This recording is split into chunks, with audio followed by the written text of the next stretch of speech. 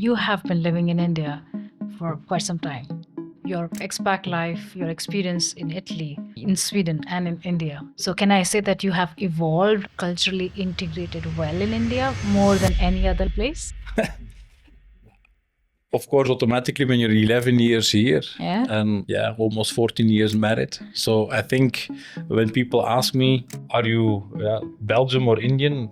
I always say I'm 49% Indian because I've been here so long. It's 49, not to say 50-50, just a little bit more Belgian. Okay. So that's always my answer. But it's true, we Belgians, we are used to learn different languages. The moment we are at the age of what is it, 10, we learn French, 12, we learn English, 15, we learn German. And then indeed, moving to Italy, I learned Italian, which is close to the French, and the Latin, which I learned. So it's kind of, you can say maybe a bit easier for us to pick up a language because we're used to it. Swedish we learned it and it was quite basic, but then time and you also don't really need it in Sweden because literally everybody speaks English. Here in India also you don't really need it. Normally you can do everything in English, but then I think it's always appreciated when you speak the local language. And that's not only in India, that's in every country where you are.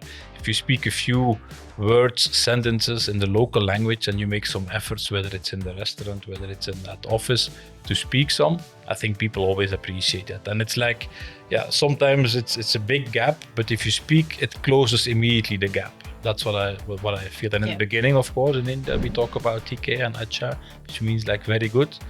But over time, you understand a bit more and I think I think it's for me, I think it's quite important in the integration that you at least are open to learn a bit of the local language. You don't have to be fluent, you don't have to be level 3, 4, 5, no. But at least a few words, I think it's always appreciated, that's for sure. How have you adapted to the culture part? I think sometimes you have to understand. You can have your own style and you need to keep your own style at work. But there are always some things that you should not say or should not do or take into account when, like in Sweden, we know that you have to find, let's say, everybody needs to agree.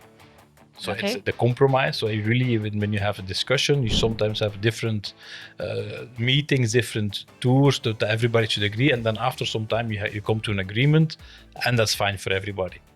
More into Belgium, it's a bit more direct. It's more like, okay, let's go for it. It's like, fine, we take the decision.